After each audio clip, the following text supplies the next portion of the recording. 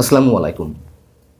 Senior সাংবাদিক columnist Anis Alamgir কেমন আছেন, কোথায় আছেন, কি অবস্থায় আছেন, কবে তার জামিন মিলবে, কবে তার মুক্তি মিলবে, এরকম নানান ধরনের প্রশ্ন প্রিয় দর্শক আপনারা নানান মাধ্যমে অন্তত আমার কাছে জানতে চাইছেন। আমার অন্যান্য ভিডিও কন্টেন্টে আপনারা প্রশ্নগুলো করছেন। এমনকি যারা আমার নাম্বার জানেন, আমার পরিচিত জন, বন্ধুজন, শুভাকাঙ্ক্ষী, তারাও একদিন পর পরই নানান ধরনের ফোনে আমার কাছ থেকে জানতে চাইছেন যে আনিস আলমগীরের বিষয়টি আসলে কি অবস্থায় তিনি আছেন। যারা এই ধরনের উদ্বেগ উৎকণ্ঠায় আছেন, আমাদের শুভানুধ্যায়ী আমার যেমন মুক্তি দাবি করেছিলেন, আমাকে নিয়েও নানান ধরনের দুশ্চিন্তার মধ্যে আপনারা যারা ছিলেন, তারাই আবার আনিস আলমগীর সম্পর্কে এক ধরনের উদ্বেগ উৎকণ্ঠার মধ্যে এখনও পর্যন্ত রয়েছেন। তাদের প্রতি কৃতজ্ঞতা জানিয়েই আনিস ভাইয়ের সম্পর্কে দু একটি আপডেট আপনাদের দিতে চাই। তিনি আসলে কেমন আছেন, কোথায় আছেন। তাকে আটক করা হয় 14ই ডিসেম্বর, আমরা এটি সবাই জানি।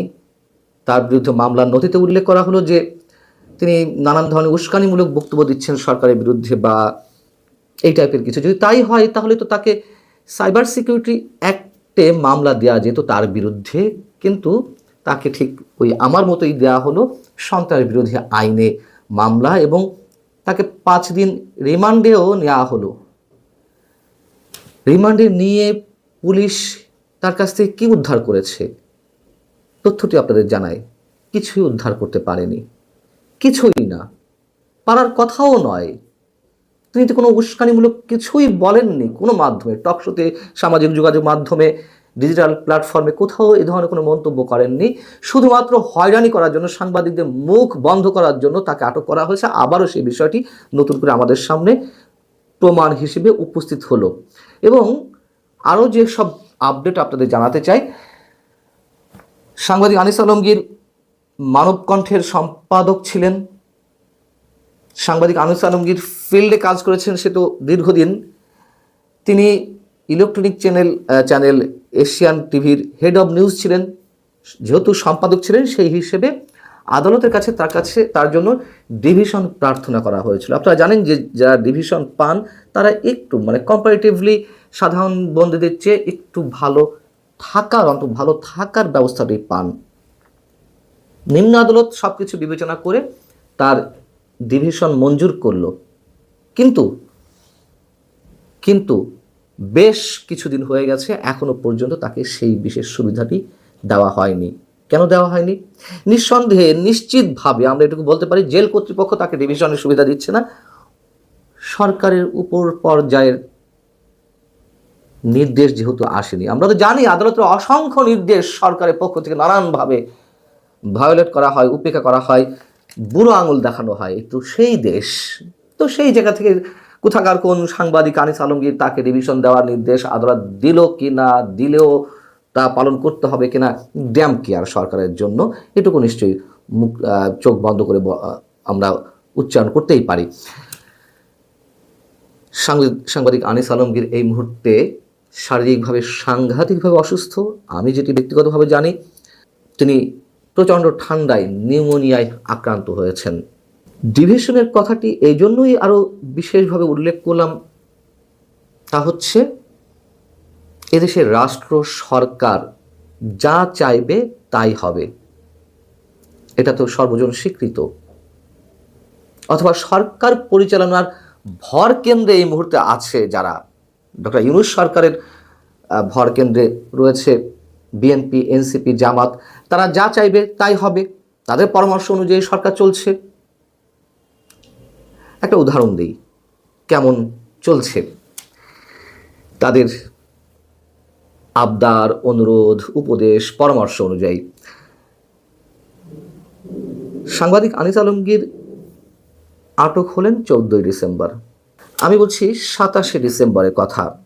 27শে ডিসেম্বর যখন তারেক রহমান শরীফ উসমান বিন হাদি, ইনকিলাব মঞ্চের সাবেক আহ্বায়ক, তার কবর জিয়ারত করতে যাবেন, শাহবাগ পার হয়ে তার কবরস্থানের দিকে যাচ্ছেন, সেই মুহূর্তে ঢাকার গাবতলী কারিগরি প্রশিক্ষণ কেন্দ্রের ভাইস প্রিন্সিপাল তিনি মন্তব্য করতে থাকেন রাস্তায় দাঁড়িয়ে তারেক রহমান একজন চাঁদাবাজ, একজন সন্ত্রাসী, এই কথা শুনে আশেপাশে দাঁড়িয়ে থাকা, বিক্ষুব্ধভাবে ছড়িয়ে ছিটিয়ে থাকা বিএনপি নেতাকর্মীরা তাকে ধরে ফেলে তারা শাহবাগ থানায় সোপর্দ করলো।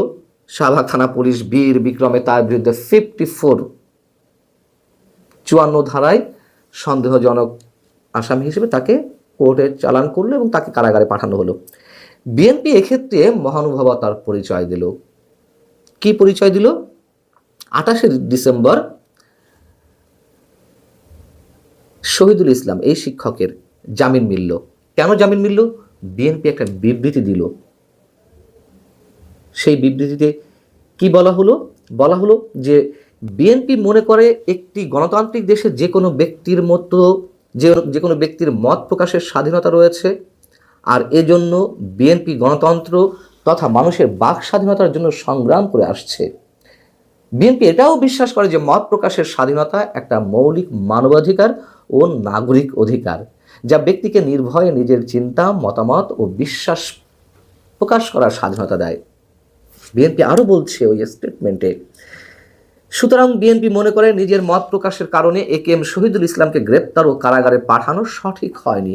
তাই অবিলম্বে একেএম শহীদুল ইসলামকে নিঃশর্ত মুক্তি দিয়ে গণতান্ত্রিক অধিকারকে সম্মান দেওয়ার জন্য অনুরোধ করছি। কি চমৎকার! বিএনপি কি বিপ্লবী শব্দ, একাধিক বিপ্লবী শব্দ উচ্চারণ করলো এই বিবৃতিতে। কিন্তু আনিস আলমগীরদের মতো মানুষের ক্ষেত্রে কিংবা আমার মতন ক্ষুদ্র সাংবাদিকদের ক্ষেত্রে এই ধরনের কোনো বিবৃতি এই রাজনৈতিক দলগুলো অথবা আমাদের মুক্তির দাবি এই রাজনৈতিক দলগুলো কখনো করে না। আমরা বিএনপির কথাই বা বলে কিভাবে? মানে বিএনপি তো ইচ্ছা করলে পারতো, আমাকে যখন আটক করা হয় অথবা আনিস আলমগীরকে যখন আটক করা হলো তারপর এই ধরনের একটা স্টেটমেন্ট দেওয়ার প্রয়োজনীয়তা অনুভব করতেও পারতো, কিন্তু করেনি। কেন করেনি? তাদের কাছে মনে হয়েছে যে আমরা সব ফ্যাসিবাদের পক্ষের লোক, এই সরকারের বিরুদ্ধে কথা বলছি, কিছু কথা হয়তো আওয়ামী লীগের পক্ষে যাচ্ছে, তাই এদের জন্য কথা বলা যাবে না। যদি আবার কেউ গোসা করে, কেউ রাগ করে বিএনপির উপরে। আচ্ছা, বলছিলাম বিএনপি দূরের কথা, আমাদের কোনো সাংবাদিক সংগঠন, আমার কথা বাদ দিলাম, সাংবাদিক আনিস আলমগীরের ক্ষেত্রে কোনো বিবৃতি দিয়েছে, তার মুক্তি দাবি করেনি। শুধুমাত্র সম্পাদক পরিষদ তারা একটি বিবৃতি দিয়েছিল, ওই দেওয়া পর্যন্তই শেষ। তারপরে আমার মতো কিছু মানুষ হয়তো টক শোতে, সেমিনারে, সিম্পোজিয়ামে কথা বলছি, আমাদের কন্টেন্টে যেমন আমি কথা বলছি, এরকম। তো সবাই মুখে কুলুপ এঁটে আছে সাংবাদিক আনিস আলমগীরের ক্ষেত্রে কিংবা আমার মতো মানুষদের ক্ষেত্রে মুখে কুলুপ এঁটে থাকে। কোনো আমাদের নিজস্ব কোনো সংগঠন, সাংবাদিকদের সংগঠন বিবৃতি দেয়নি।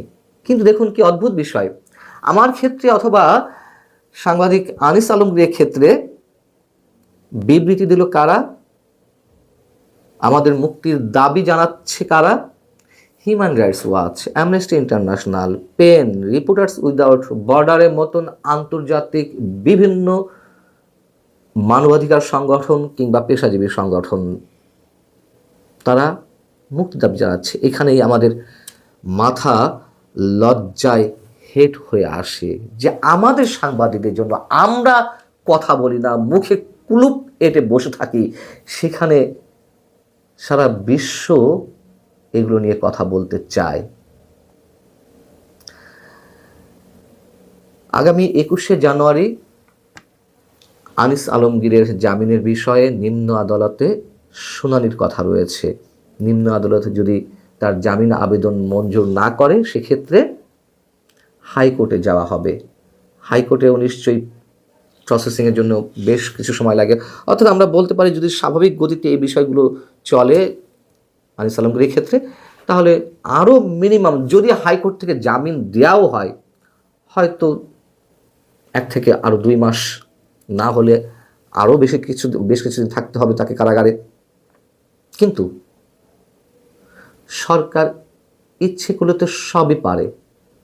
সরকার যদি চায় যে কোনো সময় সরকারের নির্দেশে, যেহেতু নিম্ন আদালত সরকারের নিয়ন্ত্রণাধীন, সরকার চাইলে সরকারের নির্দেশ মিললে আনিস আলমগীর যে কোনো সময় মুক্তি পেয়ে যেতে পারেন। ওই যে 21 তারিখ শুনানির তারিখ রয়েছে, তারও আগে তিনি জামিন পেয়ে যেতে পারেন, নইলে জামিন মিলবে না। নইলে আরও এমন কিছু হতে পারে, ডক্টর ইউনূস সরকার আমার মতন কিংবা সাংবাদিক আনিস আলমগীরের মতন আরও অনেককে গ্রেপ্তার করতে পারেন। সবই ডক্টর ইউনূস সাহেবের বদান্যতা, সবই সরকারের খেয়াল খুশি।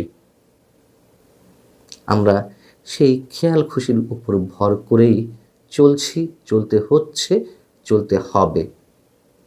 সাংবাদিক আনিস আলমগীরের কপালেও নিশ্চয়ই সেই ধরনের কিছু রয়েছে। ভালো থাকুন সবাই। আল্লাহ হাফিজ।